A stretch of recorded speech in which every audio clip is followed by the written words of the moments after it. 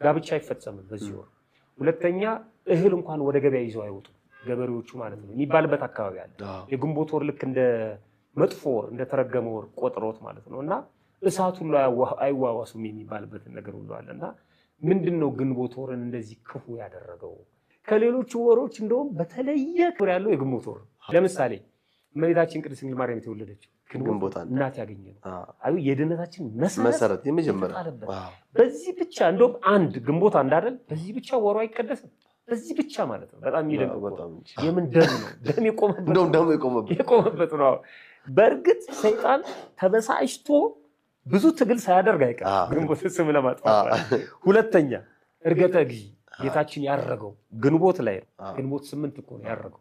አዩ ስራዎች በሙሉ ተጽፈው ፋይል የተዘጋበትም እርገቱ የተከናወነው ግንቦት 8 ነው። ሶስተኛ ረደተ መንፈስ ቅዱስ አይገርም? መንፈስ ቅዱስ የወረደበት ሁሉም የሆነው መንፈስ ቅዱስ የወረደው ከሌሎች ወሮች ተመርጦ ግንቦት ላይ ነው። ግንቦት 18 ነው ጥንተር እንትኑ ረደተ መንፈስ ቅዱስ እንግዲህ መንፈስ ቅዱስ የወረደበት ወር ነው። ቤተክርስቲያን የተመሰረተችበት ዕለት የቤተክርስቲያን የልደት ቀን ምን ነው ሷል አዩ ከዚህም አንፃር ይመስለኛል ቤተክርስቲያን ስለተመሰረተች ጣዖት አምልኮውንም አምጥቶ የቤተክርስቲያን አታክ ለማድረግ ለመጉዳት ማለት ነው። ሶስተኛ አራተኛ ርክበ ካህናት የቅዱስ ሲኖዶስ ስብሰባ የሚያደርገው በዛ ነው። በዓመት ጊዜ ሐዋርያት የሰበሰቡበት ምክንያት አድርገን ማለት ነው። አየው ተሰብስቦ ሲኖዶስ ውሳኔ የሚወስን። አምስተኛ በረከቱ ይድረሰልና ቅዱስ ያሬድ የተሰወረበት ነው ግንቦት 11 ቤተክርስቲያን ማለት ቅዱስ ያሬድ ነው። ቅዱስ ያሬድ ቤተክርስቲያን ነው። ስድስተኛ ደብረ ቁስቋም ላይ እመቤታችን ቅድስት ድንግል ማርያም የተገለጠችው በጣም የሚገርም እኮ ለአምስት ተከታታይ ቀናት እመቤታችን የተገለጠችው ግንቦት ውስጥ ነው። ግንቦት የልደቷ ወር አይደል የተገለጠችው በዛ ቀን ነው።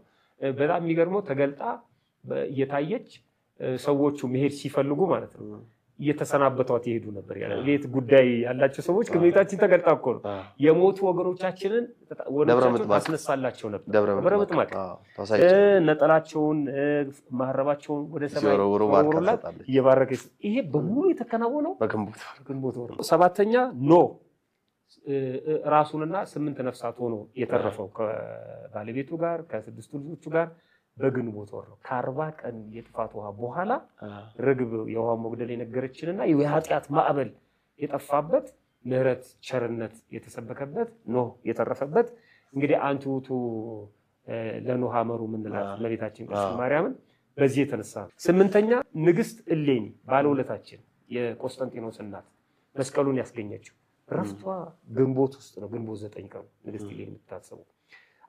9ኛ ሶስቱ ህፃናት 3 ደቂቃ ረፍታቸው ግንቦት 10 ነው።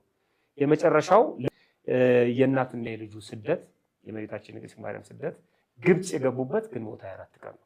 ስደቱ አሁን መስከረም ላይ አይደለም የምንጀምረው ከመስከረም 26 የአበባን በዓል ከአበባ ጋር ብለው ወርሃ ጽጌን ያው ወቅት ስለሆነ ወደዛ ወሰዱት እንጂ ግንቦት 24 ነው ስደቷ ግብጽ ውስጥ የገቡት ማለት ነው። ከዛ ነው የሚታሰበው። ይሄ በሙሉ የተከናወነው ግንቦት ወር። እንዴት ሆኖ ነው ግንቦት የደም ወር የሚባለው? በዚህ ወር ነው ማግባት እንጂ አይደለም። በዚህ ወር ነው መዳር መኳል፣ በዚህ ወር ነው ማመስገን። ስለዚህ ግንቦት ወር በፍጹም እንደውም ከወራት ሁሉ የተለየ ወር ነው ለኔ ማለት ነው።